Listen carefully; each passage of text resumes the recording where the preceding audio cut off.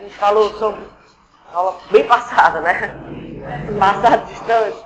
A gente falou sobre a questão do momento linear, né? Primeiro para localizar, definir, localizar o centro de massa de um corpo. Depois a gente falou de momento linear. Falamos sobre a segunda lei escrita em termos do momento linear, né? E finalizamos falando sobre o impulso. Na aula de hoje, a gente vai falar sobre colisões, né?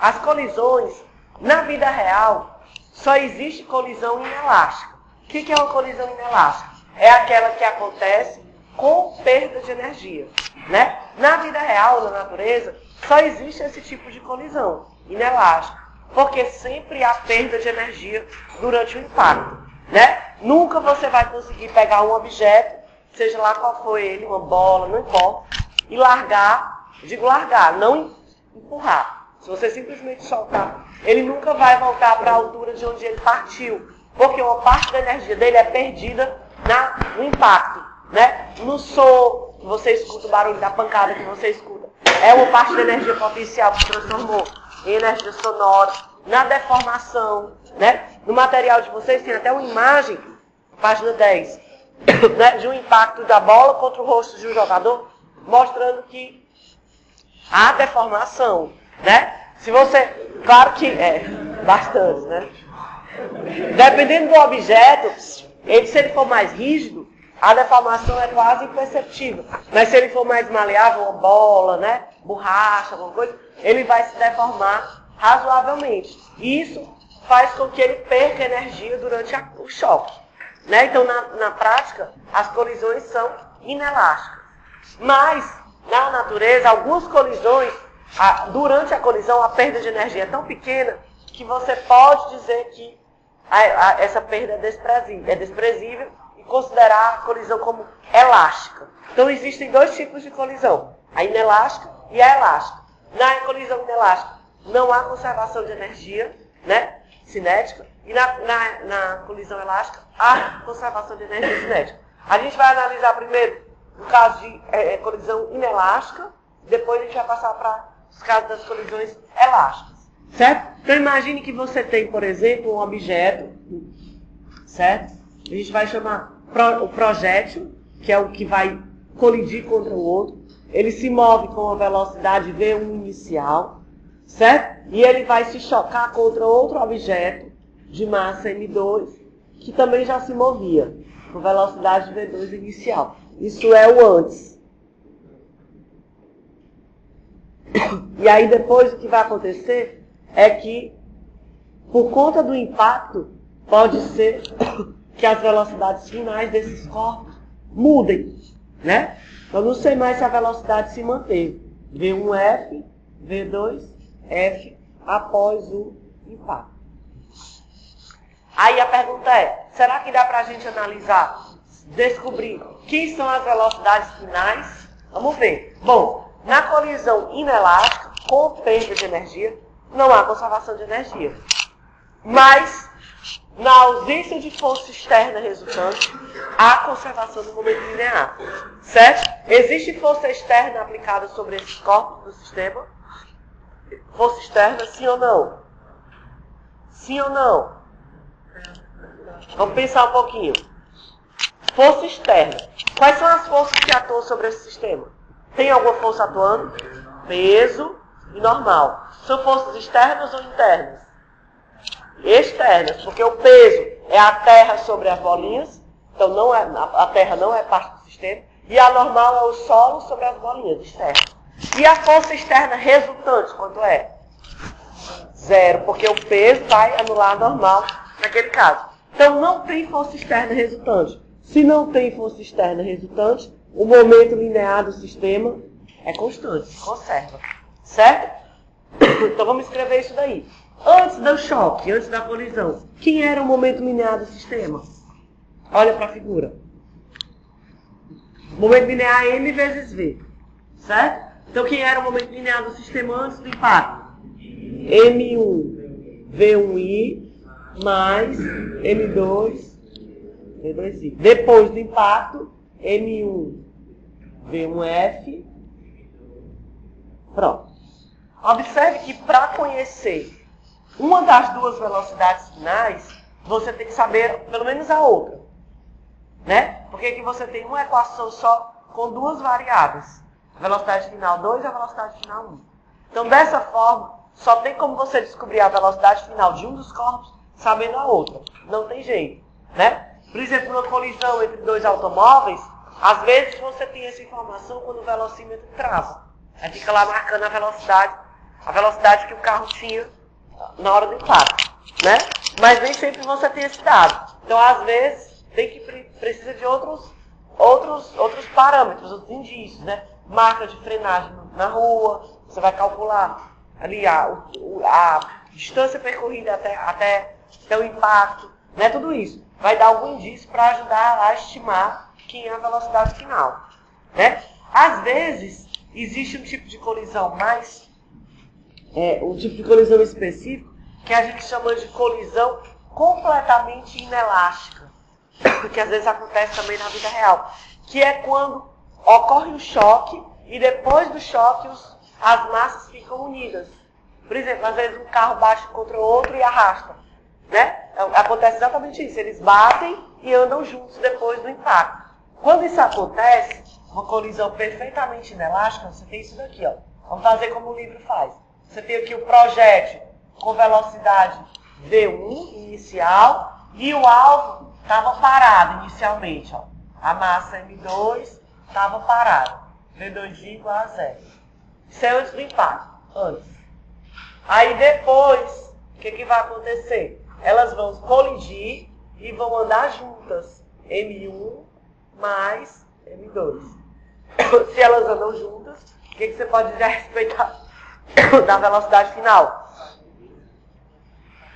Certo. Antes disso, antes de analisar isso aí, é a mesma para os dois. Né? Isso é verdade, a gente vai concluir isso aí já. Ou seja, V é uma só para os dois, estão juntos. Então, após o impacto, você tem isso daí. Vamos analisar agora o que acontece com a velocidade. Certo? Não tem conservação de energia, porque a colisão é inelástica, mas tem conservação de momento linear. Momento linear inicial é igual a momento linear final. Vamos lá. Quem é o momento antes da colisão?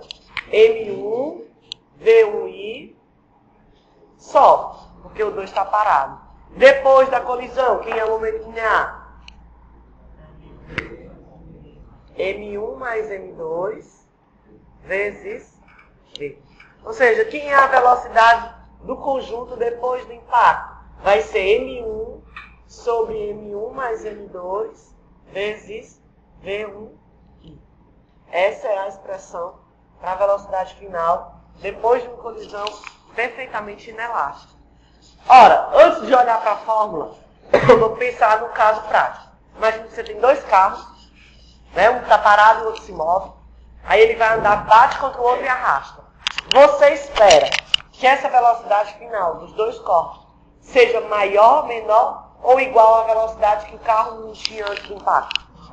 Você imagina que seja menor, né? Porque agora são duas massas para arrastar, ao invés de só uma. Vamos olhar para essa expressão, ver se ela confere. Olha o que diz essa expressão. Diz assim, ó, que a velocidade final é uma certa fração da velocidade inicial. Essa fração é maior ou menor que 1? Menor que 1. Porque M1 mais M2 é maior que M1. Então isso aqui é menor que 1. Então realmente a velocidade final é menor do que a inicial, como a gente já desconfiava. Né? Só que é como eu disse agora há pouco. Às vezes, as colisões, a perda de energia durante uma colisão, ela é, por exemplo, uma bolinha de sinuca, no jogo de sinuca. Certo? Você tem uma bolinha lá, aí você vai dar a tacada na outra e vai acertar a bolinha alvo e elas vão se mover. A perda de energia é muito pequena, porque a bolinha de sinuca é rígida, quase não se deforma. Né? Então a perda de energia, a gente pode dizer que é desprezível e considerar aquilo como uma colisão elástica. Colisão elástica é aquela que acontece sem que haja perda de energia cinética durante o choque. Certo? Ou seja, agora vai haver conservação de momento e de energia cinética. Vamos lá. Então, imagine que você tem uma situação parecida com essa. Um alvo parado e um projétil se movendo, com velocidade inicial V1i. M1, alvo parado a princípio. M2, V2I igual a 0. Isso é antes do impacto. Após o impacto, você tem M1, V1F e M2, V2F. Certo? Isso é após a colisão. Após. Bom, o que eu posso dizer? Não tem perda de energia e nem tem força externa resultante atuando. Então, conserva o momento, conserva a energia. Vamos considerar isso aí. Presta atenção agora. Vamos lá. Conservação do momento linear. Momento linear antes do choque é igual ao momento linear depois do choque. Antes do choque, quem é que se move? Só a massa 1. Então, M1, V1I. Depois do choque, as duas massas se movem. Então, M1, V1F, mais M2, V2. Eu vou, só para organizar melhor, colocar todo mundo que tem índice 1 para o lado, quem tem índice 2 para o outro.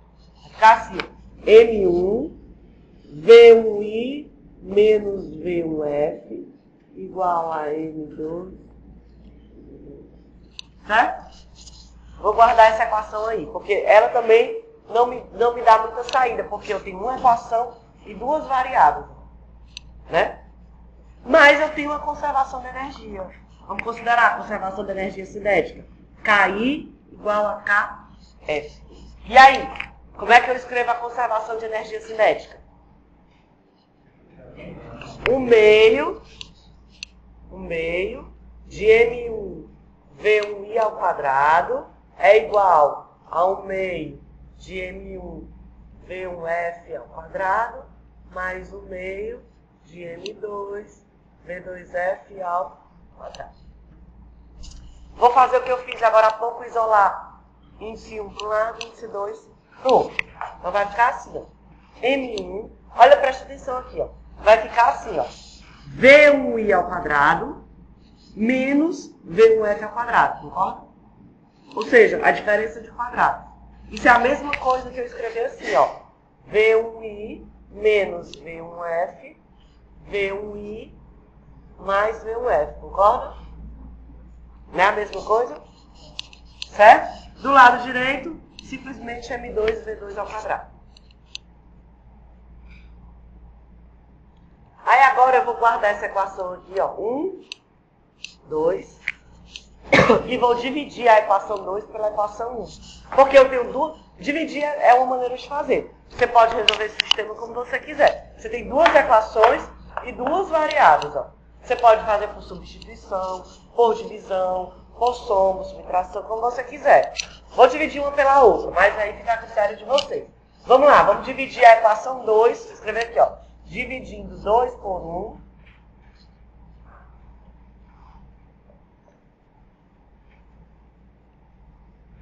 Vai ficar assim, ó. Dividindo 2 por 1, M1 cancela com M1, V1I menos V1F cancela, só sobra V1, só sobra a soma dos V's. V1I mais V1. E do lado direito, esse vai embora com esse, só sobra o V2F. Pronto, agora sim. Vou guardar essa equação aqui e chamar de 3.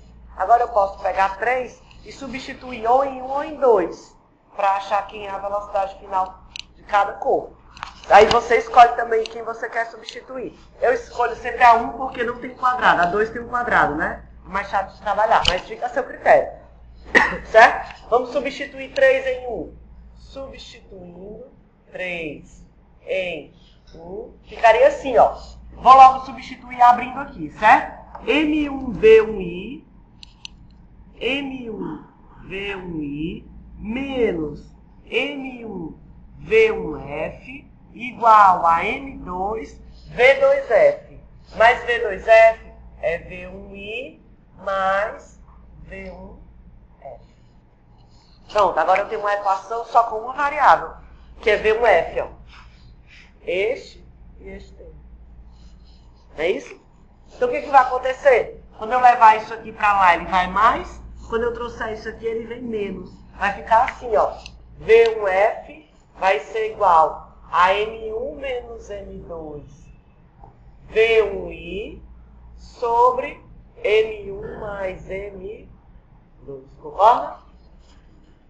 Ou seja, a velocidade final do corpo 1, ela é uma fração da velocidade inicial que ele tinha. E o corpo 2? Bom, o corpo 2 é só pegar esse resultado e substituir lá no 3. Né? Vamos substituir, vou chamar isso aqui de 4. Substituindo 4 em 3, presta atenção aqui, ó. Substituindo 4 em 3. Ficaria assim, ó. V1I mais V1F, só que o V1F agora é isso aqui, ó. M1, vou logo abrir aqui. M2, V1I, sobre M1 mais M2, isso é o V2F, né? Se a gente multiplicar aqui, ó, né? Tirar o mínimo, vai ficar assim, ó. V2F vai ser igual a M1 V1I, M1 V1I, mais M2 V1I, mais M1 V1I, menos M2 V1I. Todo mundo sobre a soma das massas. A gente pode aqui, ó, M1 V1I, M1 V1I, pode somar. E esse aqui cancela. Né? Vai dar o que o resultado? Vamos ver aqui. V2F vai ser igual a 2 M1 V1 sobre M1 mais M2. Essa é a expressão para a velocidade final do corpo 2. Certo? Se o corpo 2 estiver parado no começo. Se ele não estiver parado, aí vai ter mais tempos aí que a gente vai fazer daqui a pouco. Antes de fazer, vamos só considerar alguns casos especiais. Vamos lá. Imagine que você joga sinuca, certo? Aí você vai fazer a jogada de forma que você, a bolinha, que você vai usar como projétil, atinja a bolinha alvo bem frontalmente. Quer dizer assim, ó, olhando de cima, seria aqui, ó. Tá aqui a bolinha, tá aqui o taco. Você vai fazer ela andar de modo que o centro de massa dela bata bem na linha do centro de massa da outra bolinha. É uma colisão elástica em uma dimensão, como a gente está fazendo aqui, ó. Ou seja, essa bolinha vai andar para frente, com certeza. E essa daqui também. Né? Porque pode ser que pegue meio de raspão. Se pegar de raspão, que a gente vai fazer mais pro final da aula, ó. Se pegar, por exemplo, assim, ó. Aí, com certeza, vou botar mais pra cá. Assim, ó. Aí o que vai acontecer é que essa vai ter um espalhamento, como a gente chama. Né? Que é o que acontece com quem joga assim, nunca sabe. Se pegar assim meio de lado, ela vai espalhar. Né? Digamos que a gente esteja colidindo centro de massa com centro de massa. Esse caso aqui, ó. Certo? Vamos analisar o que acontece se as massas forem iguais. Quem joga sinuca já deve ter a resposta. Se M1 for igual a M2, o que vai acontecer com a velocidade final de 1 e de 2? Vamos lá. Pronto, alguém já sabe aí. Vamos lá. Se as massas forem iguais, olha só, vamos ver aqui primeiro. Se M1 for igual a M2, isso aqui vai para quanto? 0. 0 vezes qualquer coisa, 0. Ou seja, se as massas forem iguais, o bloco, o corpo, o projétil para. Ele vem andando, né? Tá aqui o alvo, tá aqui o projétil. Ele vem, vou botar mais perto. Tá aqui o alvo, tá aqui o projétil. Ele vem andando, bate, aí o outro segue e ele fica parado. Quem joga sinuca dá para fazer esse teste. Só que tem que fazer a colisão ser frontal. Centro de massa com centro de massa. E o corpo 2? Será que ele anda? Com que velocidade ele anda? Vamos lá. Se M1 for igual a M2, aqui embaixo eu vou ter o quê? 2M1. 2M1 com 2M1 cancela, vai ficar o quê? Velocidade 2 vai ser igual à velocidade 1. Ou seja, o bloco que vem de trás, o projétil, ele bate, transfere toda a energia para o da frente segue com a velocidade que ele tinha e ele fica parado. Certo? Agora imagine que você vai fazer o seguinte. Imagine que o seu corpo 1 é uma bolinha de tênis de mesa e o corpo 2 é uma bola de boliche. Ou seja, se M1 for muito menor que M2, que vai acontecer? Antes das contas, você pensa um pouquinho. Imagina, você tem uma bola de boliche e contra ela você vai jogar uma bola de tênis de mesa. O que você espera que aconteça com a bola de tênis de mesa e com a bola de boliche? Né? Aí, partindo já do que você imagina, a bola de tênis de mesa é muito mais leve. Né? E a de boliche é muito mais pesada. É justamente aqui o caso. Ó. M2 muito maior que M1. Vamos ver o que acontece nas equações. Vamos ver. V1F, olha só. Se M2 for muito maior que M1, aqui embaixo, M2 muito maior que M1. O que vai acontecer aqui embaixo? Essa soma vai tender a quanto? M2. E essa subtração? A M2. Ou seja, vai ficar menos M2 sobre M2 vai ficar menos 1. Menos 1 vezes V1I. Ou seja, a bolinha de tênis de mesa, que é a leve, praticamente volta. Né? Bate e volta, como se ela estivesse batendo na parede. Porque o alvo é muito pesado. E o alvo? O que deve acontecer com o alvo? Não deve nem perceber. Vamos ver isso aqui na prática. V2. M2 muito maior que M1. M2 muito maior que M1. Essa soma vai tender a quanto? M2. Então vai ficar assim, ó. Vai ficar 2M1 sobre M2 vezes V1I. Não é isso? Vai ficar assim.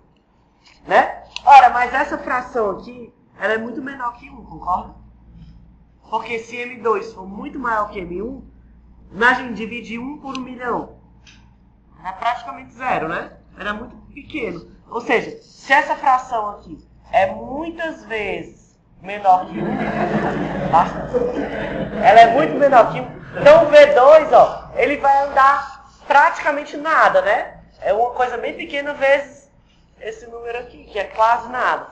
Ou seja, ele praticamente não se move, né? Quanto maior for a diferença entre as massas, mais imóvel o corpo 2 fica, né? Se for uma coisa, a diferença muito grande, ele realmente fica parado, porque essa fração aqui vai dar muito pequena.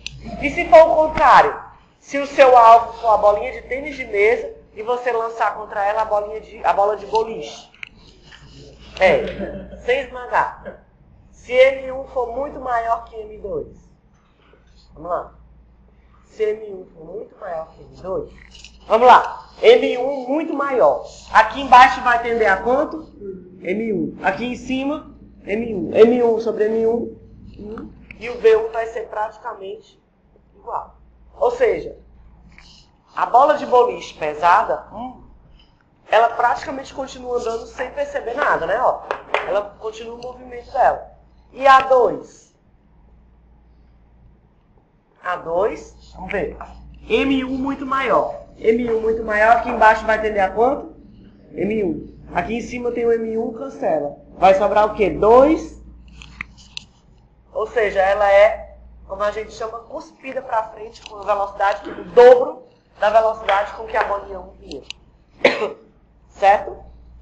Porque ela é muito mais leve. Tem um errinho no material de vocês, justamente nessa parte aí, lá na página 15. Quem tem o material na página 15, tem um erro de digitação bem no... Tem 3 itens, 1, 2 e 3, está numerado.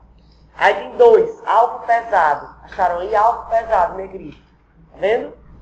Aí a equação que tem, aqui estou apontando para vocês, tem V1I, que é essa daqui, ó. Essa daqui, ó. Só que tá V1I igual a menos V1I. Não é V1F. Tá errado. Coloca o índice, em vez do índice I, coloca o índice F. Certo? Aí tá, conserta aí, tá. Tá V1I igual a V1I. É V1F igual a menos V1I. E abaixo, no projétil pesado, lá no final da página, a mesma coisa. Que é justamente essa equação. É para ser V1F aproximadamente igual a V1I. Com I nos dois. Certo? Conserta aí. A gente vai agora continuar fazendo a colisão elástica, unidimensional, mais o caso em que o alvo se move. Certo? Ou seja, agora vamos considerar essa situação aqui. Ó. Você tem um projétil de massa M1 se movendo com a velocidade inicial, mas ele vai se chocar contra um alvo móvel, que já tem uma velocidade V2 inicial. Isso é antes do impacto. Após o impacto, eles vão adquirir novas velocidades, né? Vão adquirir novas velocidades. M1, M2, V1F e V2F. Após o impacto. Vamos lá. Bom, se a colisão é elástica, é porque não houve perda de energia. E se não tem força externa resultante, não há perda de momento. Então, o momento se conserva, a energia se conserva. Vamos considerar a conservação do momento linear. PI igual a PF. Quem seria o PI? M1 V1I mais M2 V2I. Momento linear final. Opa.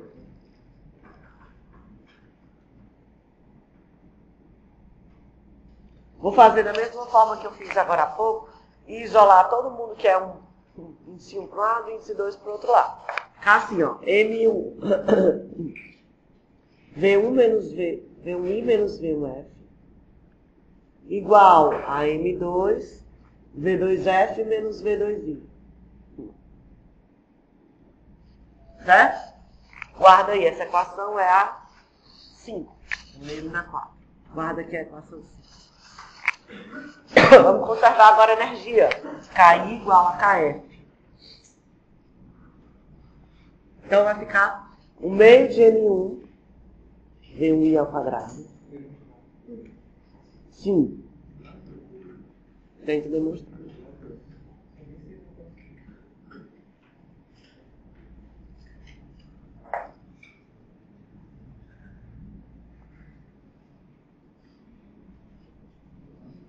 Pronto.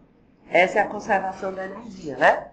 Vamos, da mesma forma, isolar quem é índice 1 para um lado e índice 2 para o outro, para ficar legal de combinar com a equação 5. Vamos lá, vai ficar assim, ó. O meio, vai embora, M1. Aí vou colocar logo a diferença dos quadrados. Opa, V1F.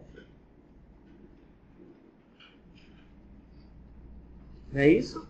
E do lado de lá, M2, V2F menos V2I, V2F mais V2I. Ok? Certo? Só isolei abrindo o quadrado.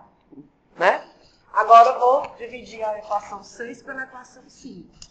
Tá assim, ó. Dividindo 6 por 5. Mesmo desenvolvimento passado. Só muda que aumentou o tempo. Mas o passo a passo é igualzinho. Tá assim, ó.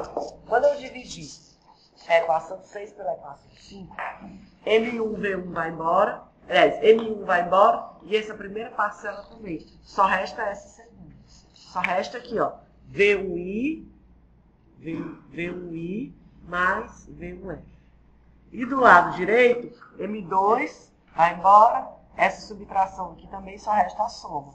Igual a V2I mais V2. Aí eu vou isolar ou V2 ou V1 e substituir em uma das duas equações. Você. Vamos isolar daqui o V2. Ó. Posso escrever assim. V2F como sendo V1I mais V1F menos V2I. Concorda? Aí vamos substituir isso aqui que eu vou chamar de 7 dentro de uma das duas lá. Você escolhe qual, a 5 é melhor. Substituindo 7 em 5. Vai ficar assim, ó. Vou logo abrindo aqui.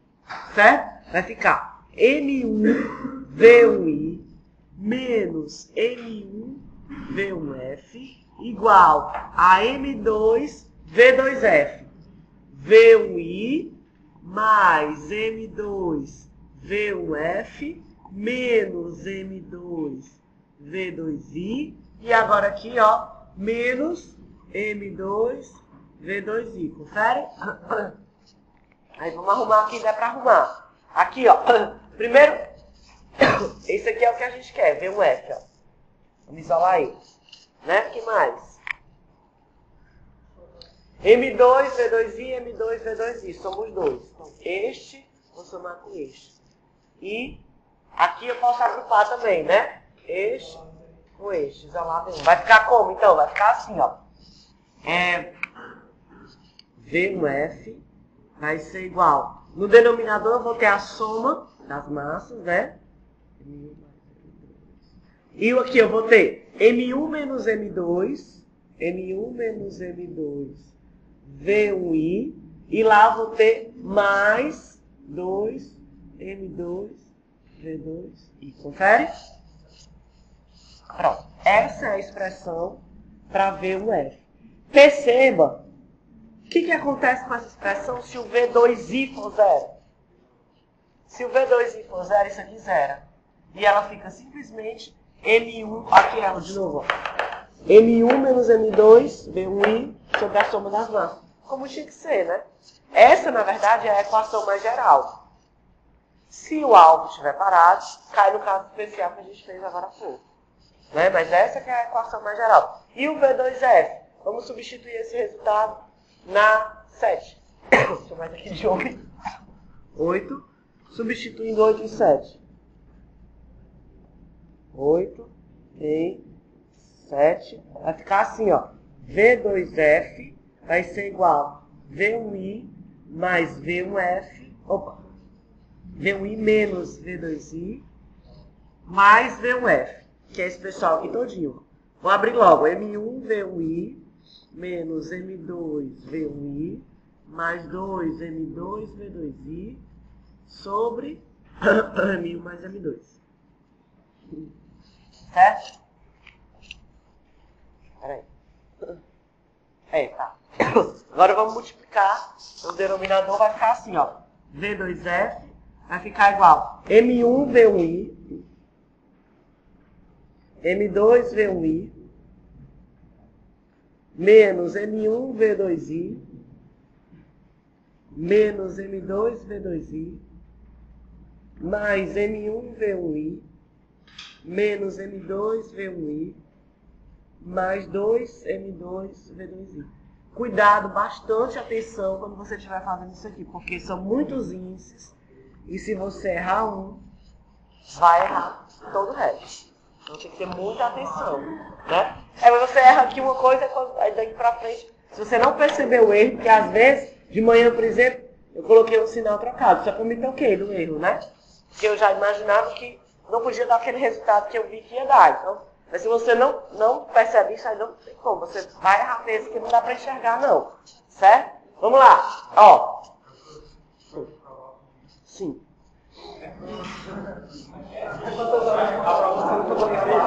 Não, você basta provar esse, ó. Porque esse aqui é um caso especial daquele. Basta fazer esse aqui, ó. E só uma vez, claro, né? Só. E só, claro, para uma questão. Se você tiver mais de uma questão, isso aí você vai fazer só uma vez. Certo? Todo mundo faz essa prova, não tem... Dá tempo tranquilo, não precisa se preocupar não. Vamos lá. M2, V2I, M2, V2I, ó. Então esse aqui, ó, pode juntar com esse. Aí, que mais? M2, V1I, M2, V1I, tá certo. M1, V1I, M1, V1I. Este com este. Pronto, né?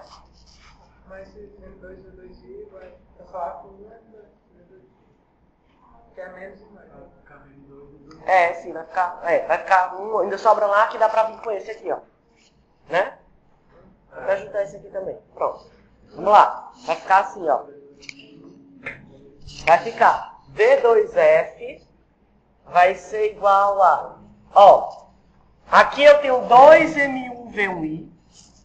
2M1V1I. Aí, as setinhas, né? Agora aqui os colchetes deitados. Aqui, ó, eu tenho 2M2V2I menos M2V2I. Então sobra 1M2V2I. E aqui tem V2I. Então vai ficar mais M2 menos M1 V2I sobre M1 mais M2. Vamos conferir se isso bate com o que a gente tinha antes. Se V2I for zero, isso aqui zero. Sobra 2 M1 V1. Aqui, ó. Eu tenho M1 mais M2. Tá certo. Né? Tinha que dar certo realmente. Então, esse segundo caso que a gente fez é o mais geral, é o mais completo. Se o alvo estiver parado, é só você fazer o V2 aqui, ó, zerar, né? Vocês vão ver que é muito mais prático você fazer isso daqui do que você memorizar esse bocado de coisa, que às vezes você decora um sinalzinho errado, lascou tudo, vai errar todas as questões por causa disso. Que aqui, na verdade, não é difícil. É só você já ter o traquejo. Porque o que você faz, ó, a física termina bem aqui, ó. É conservação de energia e conservação de momento. O resto é só coisa simples, né? É um sisteminha que você vai fazer uma divisão, certo? E vai fazer substituição. Então, matematicamente é simples. Aí você só tem que ter atenção com os índices, porque realmente são muitos índices. É 1, 2, I e F. São 4 combinações aí. Então, aí você tem que ter cuidado para não misturar os índices. A gente até agora considerou colisões elásticas ou inelásticas em uma dimensão, né? Ou seja, a colisão acontecia numa linha, né? Centro de massa com centro de massa, e depois do choque, os corpos tinham velocidades na mesma linha que unia os centros de massa deles. Só que isso não acontece sempre. Você pode ter colisões em 2 dimensões, ou até em 3, né? Que a gente só vai estudar em 1 e 2, certo? Em 2 dimensões, vamos ver, vamos analisar uma colisão elástica bidimensional. Colisão elástica bidimensional.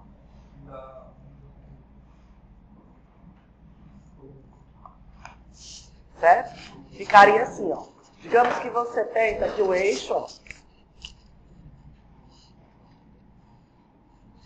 E aí você tem o alvo inicialmente parado, M2, V2 igual a 0.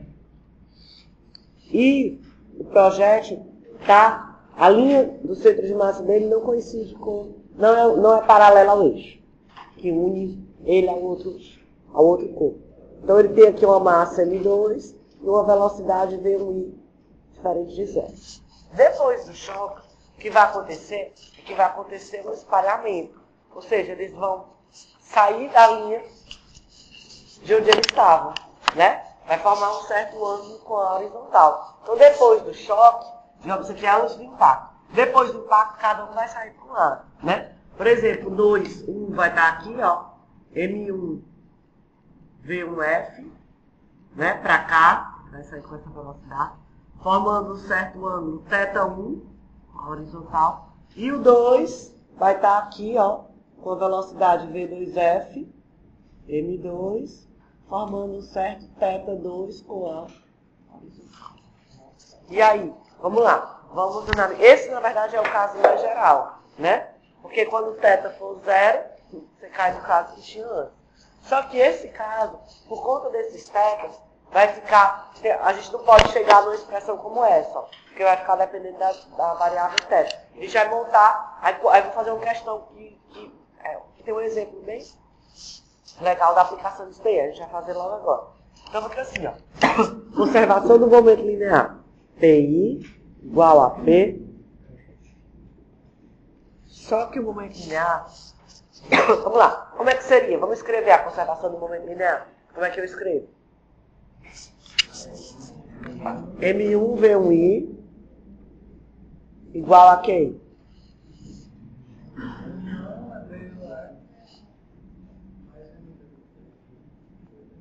Eu posso escrever assim? Não posso escrever assim. Por quê? Porque o momento linear é um vetor. Eu não posso somar essas velocidades porque elas não têm a mesma direção. V1 é horizontal, V1i, e as outras lá formam um certo ângulo com a horizontal. Então eu vou ter que olhar a conservação eixo a eixo. Eu vou ter que olhar para o eixo X e para o eixo Y, separadamente. Certo? Vamos olhar logo para o eixo Y, que tem menos coisa. Enfim, não importa. Vamos fazer o X, né? Tá bom, vamos fazer o X. Em X. Px, pronto, aqui, ó. Px tem que ser igual a Pf. Certo? Vamos lá. Em X, só em X. Olhando só as componentes de V na direção X. Quem é o momento linear? Antes da colisão. M1, aqui eu botei 2, ó. É 1, né? M1 V1I igual a quem?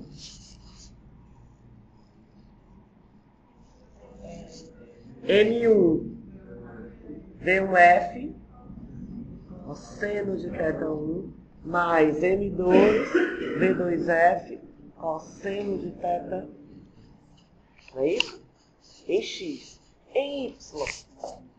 PIY é igual a PFY. E agora?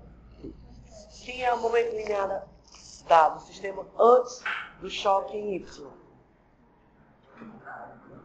Quem? 0. Não tinha movimento em Y. Não tem momento linear em Y. E depois do choque? Vamos começar pelo 1. M1, V1F.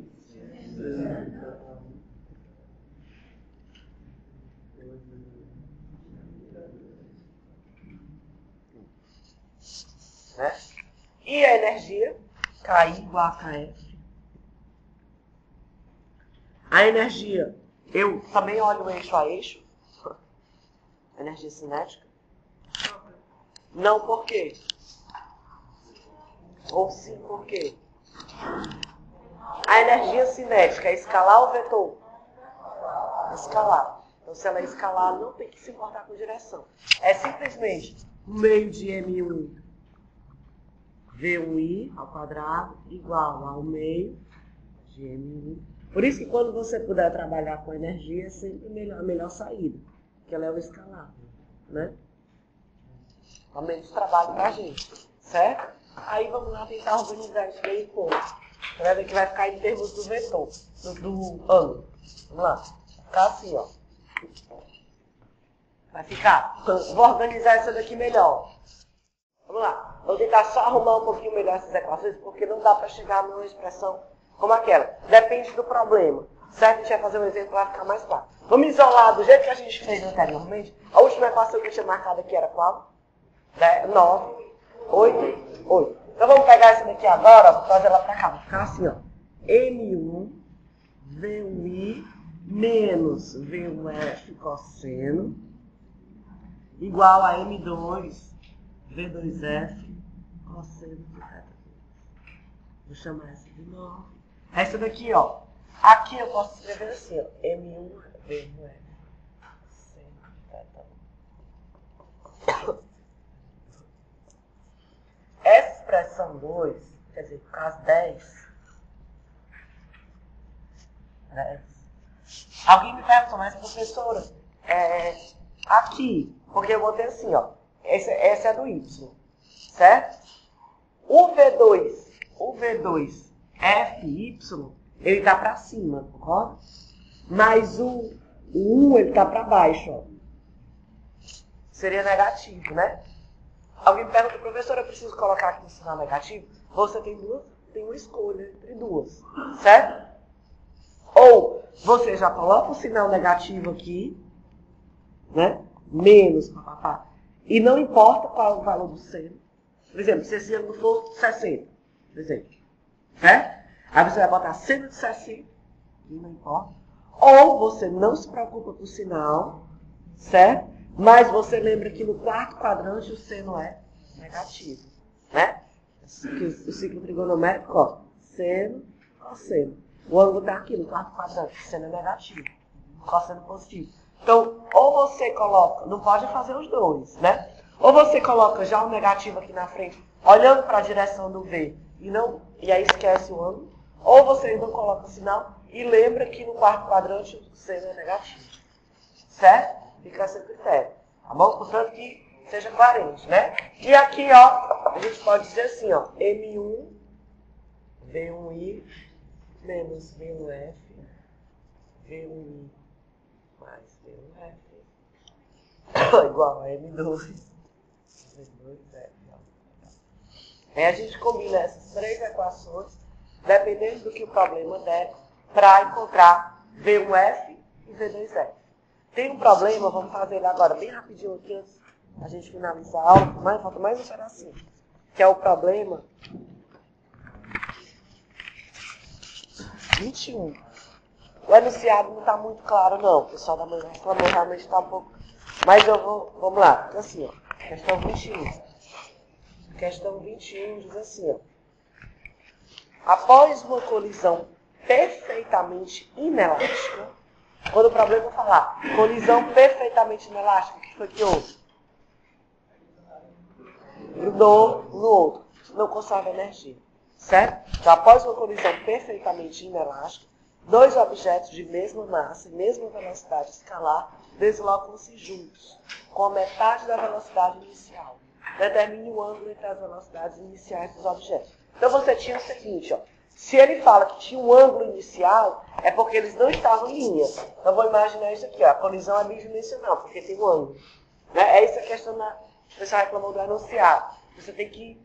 Quando você lê, a questão é fácil. Só que você passar da leitura para a interpretação é que é mais complicado. Vou ler de novo. Após uma colisão, os corpos de colisão perfeitamente inelástica, dois objetos de mesma massa, de mesma velocidade, permanecem juntos, com metade da velocidade inicial. Determine o ângulo entre as velocidades iniciais dos objetos. Ele quer saber o ângulo que elas tinham antes da colisão. Então, você vai imaginar aqui o objeto 1, ó. Aqui o objeto 2. Objeto 1, objeto 2. Velocidade 1. V1i, digamos assim, ó. E V2i. O ângulo que ele quer é esse aqui, ó. É este, θ1, e este, θ2. Né?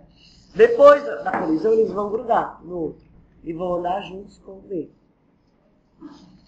Certo? Aí vamos lá. Ele diz que as massas são iguais e as velocidades também. Facilitar bastante a nossa vida.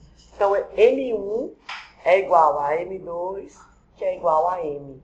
E V1i é igual a V2i, que é igual a VI. Certo? Ora, vamos lá. Não conserva energia, porque a colisão é inelástica. Mas conserva momento. Vamos conservar o momento. Conservando o momento em x e y. Vamos começar logo com y. O que você pode dizer a respeito do momento linear em y? Vamos decompor aqui as velocidades antes. Aqui, ó. Vx, Vy, Vx, Vy. Pronto. Ele quer a soma dos ângulos, né? Ele quer o ângulo entre as duas. Vamos lá. Quem é o momento linear antes do choque? Em y. M, no caso é M, né? M vezes quem? V seno de θ1. O que mais? Positivo ou negativo? Negativo. E agora, mais ou menos? Mais o quê? MV seno de θ2 igual lá depois do choque. Depois do choque eu vou mediar Y é 0. Então o que você pode dizer a respeito dessa equação? MV que vai embora com MV, seno de θ1 é igual a seno de θ2. Ou seja, θ1 é igual a θ2, que é igual a θ. Você não pode de cara dizer que os ângulos são iguais, não. Você tem que mostrar que eles são iguais. Então, partindo do fato que eles são iguais, agora vamos olhar a conservação em x. Conservação do momento. Aqui foi PIY igual a PFY. Agora vamos fazer PIX igual a PFX. Vai ficar assim, ó. Em x, que é o momento linear antes da colisão. MV cosseno de θ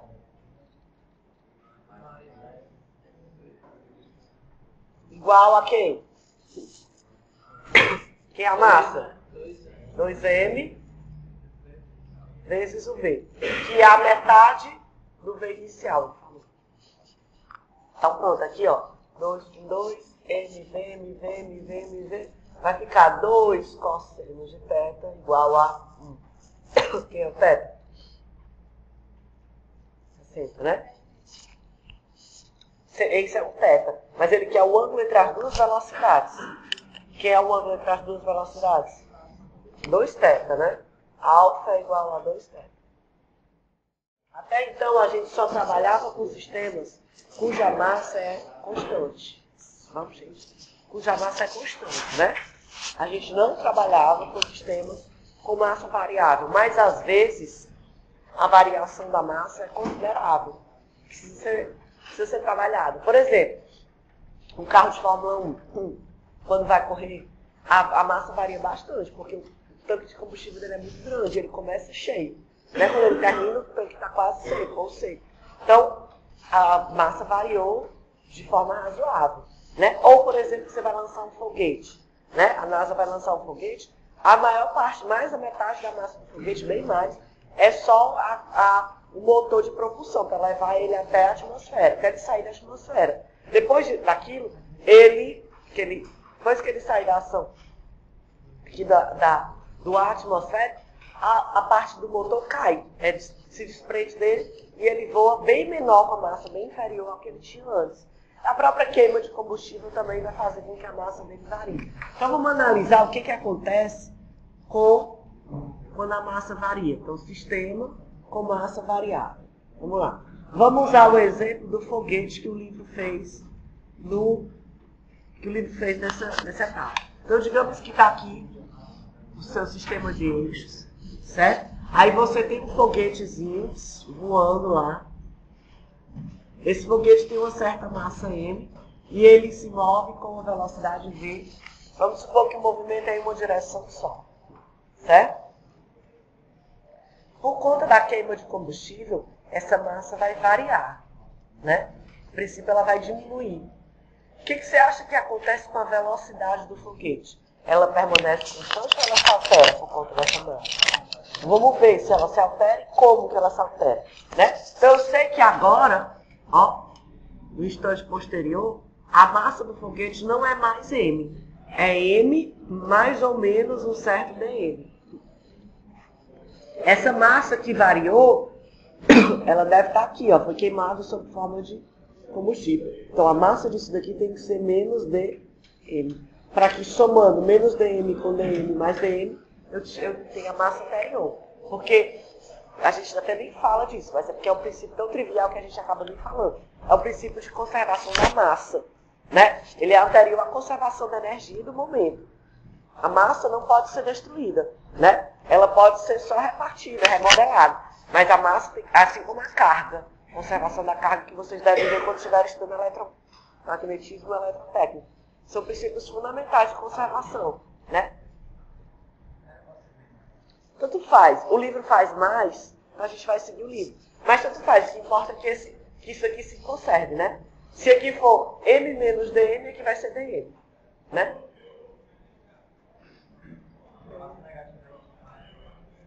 Mas assim, na verdade é porque isso aqui não é uma massa, é uma variação. dm é uma variação. Né? Aí se a massa aumenta, a variação é positiva. Se a massa diminui, a variação é negativa. A massa mesmo é o m. Eu concordo que, né, poderia ser o contrário. Como o livro faz assim, para não ficar diferente, senão é medo que o pessoal confunda. Mas se você fizer ao contrário, dá bem certinho também, é igualzinho. Certo? Então vamos lá. Ora, se não tem força externa atuando na direção do movimento, que o peso está para baixo, né? Ele se move na horizontal. Se não tem força externa atuando, o momento linear se conserva. Então o que é o momento linear? Aqui no instante anterior e no instante posterior. É mv antes, mv, e depois, ok? É m mais dm vezes a velocidade do foguete, que não deve ser mais v, deve ser um certo v mais dv, onde esse mais pode ser menos também, certo? Ou seja, v mais dv, e a velocidade mais a massa do combustível, menos dm, vezes a velocidade do combustível, que eu vou chamar de um certo 1, certo? 1, preste atenção aqui, 1 é a velocidade do combustível, que agora, preste atenção, o foguete se move com relação a você com V mais dV. Mas, e a fumaça se move com relação a você com 1. Mas existe uma velocidade relativa entre eles, concorda? Por definição, como é que eu digo quem seria a velocidade relativa Por exemplo, eu tenho um carro a 30 km por hora e outro a 10, se movendo na mesma direção. Quem é a velocidade relativa entre eles? Você subtrai as duas, né? Vamos fazer isso aqui. A velocidade relativa, então, vai ser a do foguete, ó, menos a do combustível, concorda? De modo que eu posso escrever U como sendo V mais dV menos V relativo, concorda? Só passei U para cá e o V relativo para lá. Vamos jogar isso aqui dentro. Aqui ficou agora, essa equação agora é a 12, né? 12, não, 10, 11, né? 12, e essa é a 13. Vamos substituir 13 em 12. Substituindo 13 em 12. Vai ficar assim, ó. Vamos lá? Ó, como é que vai ficar a 12? Vai ficar assim, ó. MV igual. Aí vou abrir logo aqui, ó. MV mais MDV mais DMV mais DMDV menos DMU, só que U é V menos DMDV, né? Vou substituir aqui, ó. E menos mais DMV relativo. Entendido? Só substituir o V relativo, o U pela expressão 13, né? Aí vamos arrumar quem der para arrumar aí. Vamos lá. Ó, MV com MV vai embora. MV com MV vai embora. O que mais? DMDV, DMDV. Esse vai com ele. Mais alguém? Vixe, aqui eu botei só um DM, esqueci o que é aqui, né? Peraí, deixa eu me lembrar. Esqueci do resto aqui. MV, MDV, DMV, DMV aqui. DMV aqui, né? Aí vai embora com esse, né? Esse aqui com esse aqui. Certo? Então sobrou o quê? Sobrou 0 igual a MDV mais DMV relativo.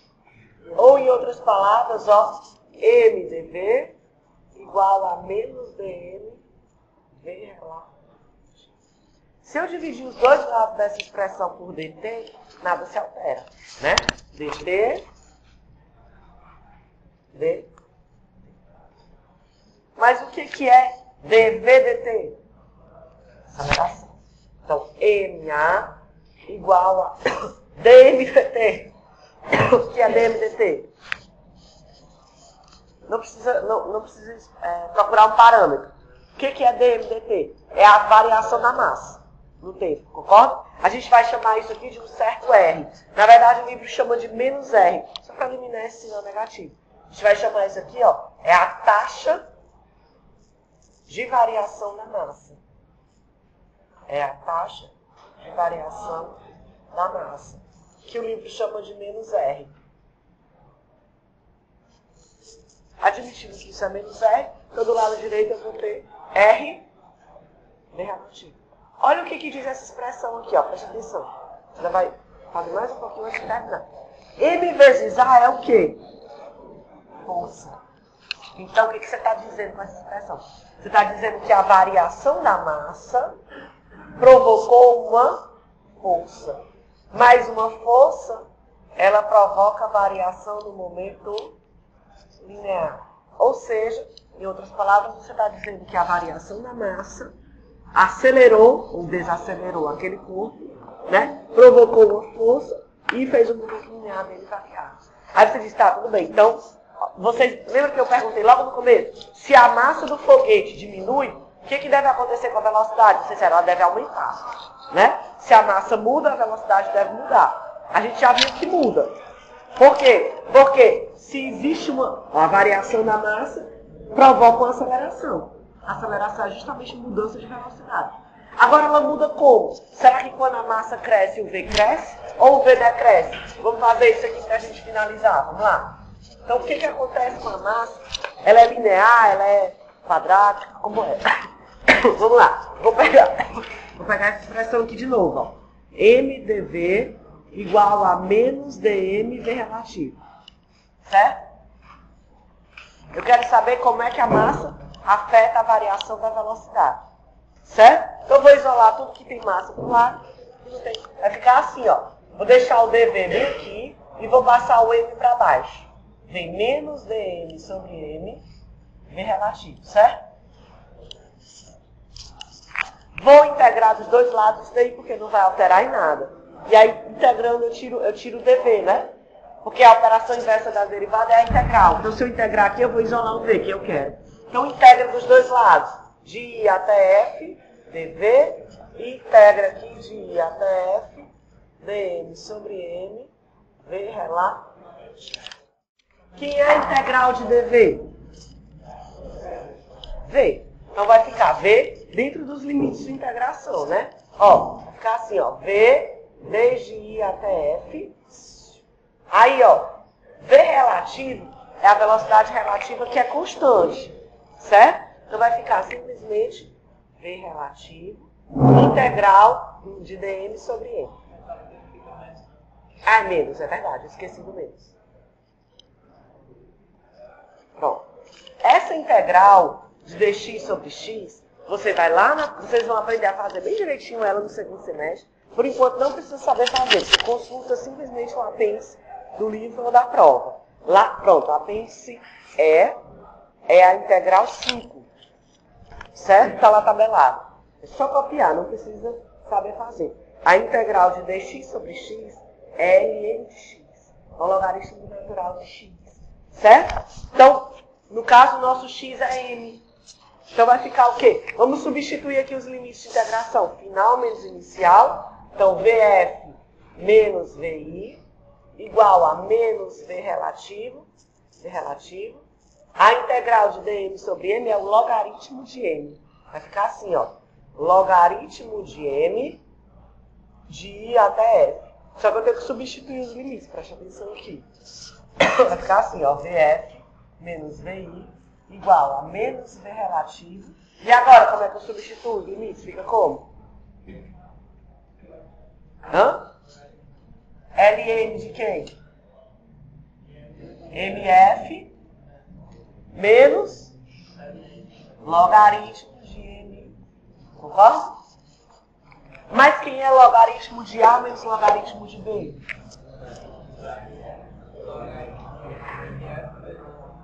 Opa, vezes não. Dividido, né? A soma é que é vezes. Aqui ficaria ln de mf sobre mi. Só que se eu quiser colocar esse sinal negativo aqui para dentro, eu posso. Desde que eu faça o quê com a fração? V. Então fica assim, ó.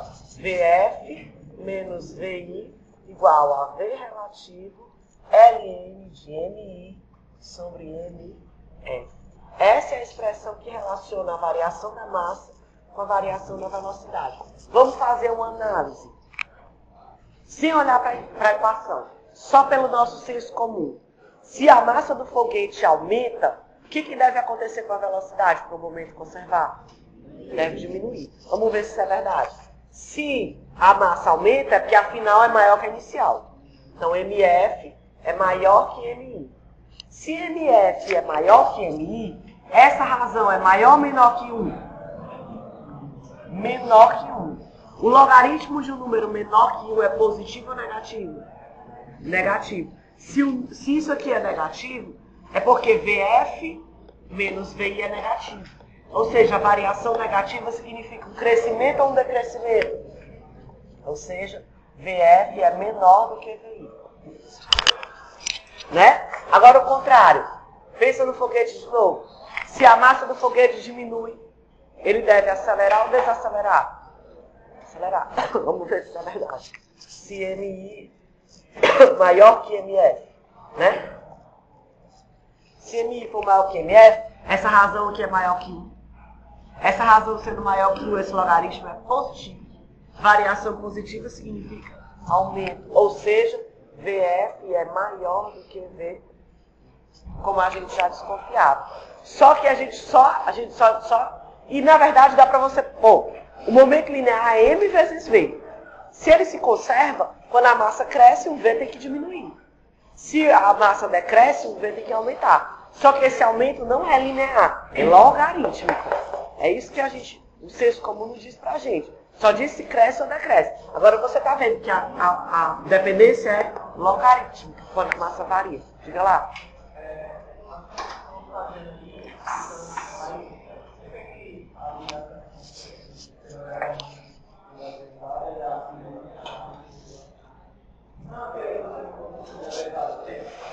Ah, não, aqui eu só dei. Não, aqui eu dividi por dt, só para dizer que isso aqui é a aceleração.